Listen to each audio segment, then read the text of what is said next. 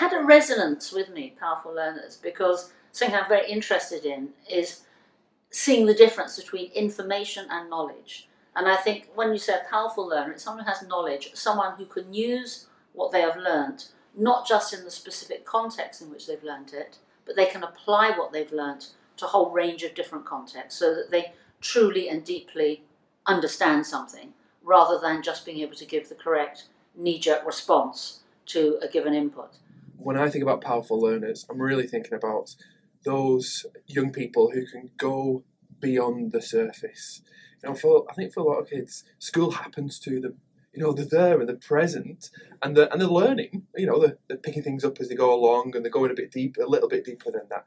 But they're not really kind of, you know, smashing through the surface and getting into that deeper learning and deeper understanding. Yeah. So I'm thinking about those kids who, you know, are self-directed in their learning. You know, those young people who can take some control, you know, to a certain level. So some control of themselves, so they're being a bit metacognitive, thinking about their thinking about the you know, to a certain extent, the way in which they're constructing knowledge and the understanding of how that's happening around them. A powerful learner is somebody who can teach himself or herself, who can do that in a group, who can go through what we are now calling the design process and the creative innovation process. You have to be able to walk into a situation these days and be able to take sort of command of your own observations and the kinds of things that those observations sort of compel you to do. I mean, you've got to be able to look at a situation and think of it in terms of questions to ask. And you look at those questions, and then, you know, in most situations, I don't know that many people work alone anymore.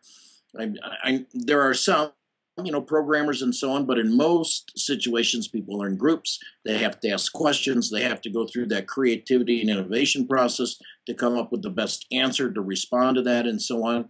And it celebrates failure.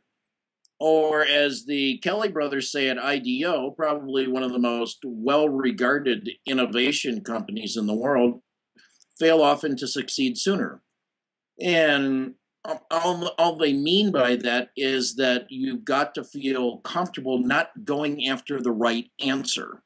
And that is so much of what we do in education, getting the right answer. And what you really want are students who can ask the right questions, work together in a group to sort of flush that out and go through the iterative process in terms of brainstorming and so on to come up with a solution, and then be able to work together with others to fashion that into something that's useful, whether it's an idea or a product or an answer to a math equation. I think a powerful learner is about when you give ideas to younger children and give them opportunity when they're young, and so they can develop their brains more and they can go on with their future. And, you know, sometimes I take this, you know, you talk about lifelong learners, and I'm not sure I really know what that is. What is a lifelong learner? I mean, we are learning from experience all day, every day. But, I mean, a powerful learner is a little bit more deliberate than that. I want to learn. I want to know. I know that if I invest time and effort into this, it will pay some sort of dividend, whatever that dividend is, whether it's personal success, satisfaction, monetary, who knows, but it's going to pay a dividend. A powerful learner is someone who learns from their mistakes, and not just their mistakes, other people's mistakes. Probably three things: engaged, empowered, and free. So, you know, engaged meaning that students are part of the process, and engaged meaning that learning is not something that's being done to students, but something that they're part of. Empowered being about their environment, and an environment where they're able to explore and to be self-directed. And freedom in terms of not being judged or stereotyped or catalogued as learners. I think I want to make a distinction between successful learners, active learners, and powerful learners. So to me, a successful learner is someone who, I guess, can do the sorts of things that they're normally expected to do in the classroom. They've got their resilience, so if they make a mistake, they can learn from the mistakes, and they can kind of adapt, I guess, to the classroom context and do what's expected.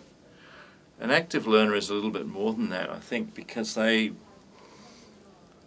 problem solvers. They can sort of look a little bit behind the, sort of read between the lines, perhaps. So they're even a little bit more adaptable. But a powerful learner is something different again, because I think the difference is they create their own kind of environment.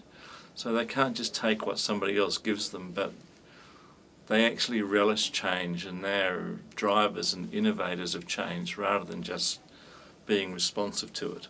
So they'll do things that are completely unexpected. And I think a powerful learner is not someone that just does work, but finds other ways to do it. What makes me a powerful learner is I never give up and I'm confident with my work. Powerful learners, they can pose problems. They can take a real world situation that's problematic and they can identify the mathematical part, and they have skills, processes, heuristics to help them through that mathematical part. And when they've asked the questions, they've collected their data, they come through the other side and they have a real world solution. Now, to me, that's empowering. Well, powerful learners, I think, are people that can actually take charge of their learning, go in depth with their learning, enjoy their learning, and actually have the skills to find out what they need to learn. That. And I think the issue for me is the capacity to tolerate the discomfort of not yet. I think powerful learners don't need an instant and easy solution. I think of a powerful learner as someone who is in control of their learning. Even in something like a school environment, they know how they learn best, so they take whatever the teacher is giving them and function it into either like a visual aid or whatever it helps and takes for them to learn. So if we define, if you go along with the idea that powerful learning is using information to convert it into knowledge and to apply to things, it's first of all the ability to have had enough experiences or enough situations where you can actually join up the dots. Another example, my little brother, when he was very small, he was 3, and I was 16, and I forced him, because I thought it was very funny, to learn Shakespeare. So he learned how to say a line from Macbeth, out, brief candle, life is but a poor player. But he couldn't see it as a metaphor or as a parallel for the extinction of life. Really, of course, the line is talking about death. So what makes someone powerful is to have the connectivity, to be able to make those connections between two seemingly very different things. Yeah?